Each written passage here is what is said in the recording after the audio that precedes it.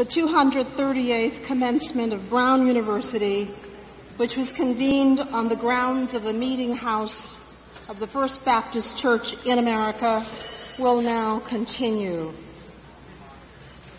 The first oration, entitled Save the Oration for Tomorrow, will be given by Ari Savitzky.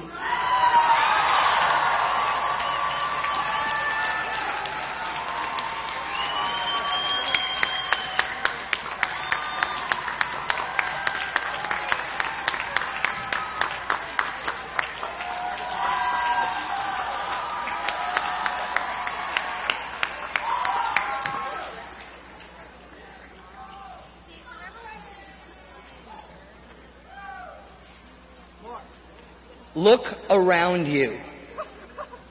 This ceremony in the 19th century was one raucous shindig. The commencements of the early 1800s were a city-wide event. Throngs reveled and drank in the streets in a disorderly celebration of Rhode Island's highest-born sons. Brown Commencement was the biggest of local affairs, and Brown itself was the locus of local power.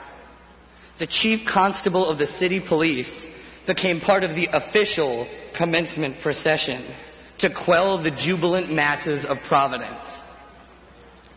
The tradition of senior oration began at the First Baptist Church. As a requirement for graduation, each senior would stand before President Manning and his entourage and recite a chunk of the Bible in Greek or Latin. The townspeople crammed the church to watch. The ritual was pre-modern and it was downright ecclesiastical, but it was still a test. Students had to speak the gospel truth to an assembly of power. Now, you have to listen to me, which is arguably more difficult. I think that there is something very good in that original idea, that in order to discharge the offices of life with usefulness and reputation, Brown students should be able to speak to a public audience, before our peers and our elders, before the authorities, and before the townspeople who come in from the street. I am from Providence, and I've spent some time studying connections between Brown and my home. T.F. Green first appeared in my undergraduate life when I moved into Hope College. His poem on the 1887 gate right outside my first-year dorm was a warm introduction to campus, even before I got the Dante references. All entrin' here find hope endures, the fount of knowledge still allures, and here good fellowship abides to cheer and help whate'er betides. If Green thought this place was a special world, it was not because of geography. He came here from his home on John Street, an even shorter distance than I traveled to Brown. 30 years after writing the poem, Green was governor, soon to be a senator, and then an airport. He came to this commencement ceremony almost 100 times from his infancy to the age of 98.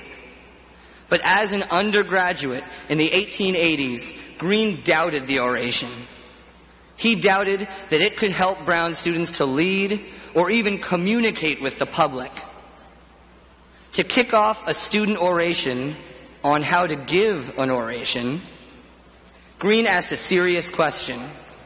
Who is able to convince men and move them to action? He answered with cutting sarcasm. The finest speech was the kind that was finished and preordained and esoteric and delivered with the best exhibition of elocution and gesture.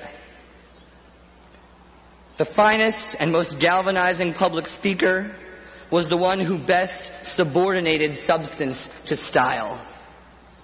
Across the top of his paper, his professor wrote, not an acceptable theme. Formal oratory was rote and stuffy and a major part of the college curriculum. After Green's graduation in 1887, the senior commencement orators were winnowed from most of the class to 10. The dry format left some room for courageous criticism. In 1896, Emma Bradford Stanton, as far as I can tell, the first woman student orator at Commencement, spoke about the history of her hometown of Bristol, Rhode Island. There was a time there, she told her fellow graduates, when everybody who could engaged in the slave trade, and apparently with clear conscience. The orators grew fewer and fewer. Commencement became the oration's last bastion, as well as its pedestal. Graduating seniors began to use the oration to speak about the events right in front of them. On the eve of the Second World War, future Rhode Island Governor Frank Leach told the Brown community that America must choose. At Commencement in 1942, Irving Rubin called for America to recognize the brave Russians fighting beside her and to stop using the term communism as a boogeyman to frighten the masses. In 1969, Ira Magaziner argued for the necessity of cultural revolution in the United States. Do we use this day to speak to the society around us? Will they listen? A senior orator in 1943 told seniors departing for war, "Fight for a League of Nations, but fight for a League of Nations with some teeth in it." In 2004, another senior orator discussed the injustice of the Patriot Act. I hope the latter criticism is more successful than the former. But maybe we should cut the pretenses. All around us, we are told, things are ending. Truth, modernity, fiscal sanity, history, peace, America's dominance, even this earthly kingdom itself. But we don't act like it. We invest importance in the things that move us. We claim citizenship in great cities. We make the future, Brown's future, Providence's, America's, our business. We know no other way. So I want to ask T.F. Green's question, but seriously. How do you transform thoughts and ideas into action, into habit, into something that lives on in people and not just in the university archives? How do you convince men, women, minds, and bodies and move them to action? Let me propose that you don't do it here, like this. This ritual, the undergraduate commencement speaker, is rooted in pedagogy. It has been kept alive at Brown and developed a sort of frugal novelty in the era of the $100,000 celebrity commencement speech. It has been subsumed by celebration. And why not? Today is a joyous occasion. The Jumbotron is up. Something really is ending. How can the substance of a speech outlive the celebration? Here is my idea. We will give our orations later. Make a note to self. Brown graduates have long needed to know how to defend their positions. Just like the earliest Brown seniors, we also have to stand up and speak to prove that we can influence the world, that we can discharge the offices of life with purpose, with power, with effect. So let's all make a promise to one another right now. We will take the indescribable feelings of this moment, born of the realization that all these years of education are behind us, as will be Brown unbelievably tomorrow, and save them. There will be a point, perhaps more than one, for all of us, when something needs to be defended crucially, and we will be in a position to stand up and do so, and we will feel it absolutely viscerally. That thing that moves us will well up inside without higher thought or critical consideration. It will grab us, and it will make its importance felt. I'm sure some of you have been gripped by it already, and it has shaken you to your foundations like homes in a storm. Save the intensity of this moment, the feeling of the future's promise, of personal purpose, however fleeting. Save it for later.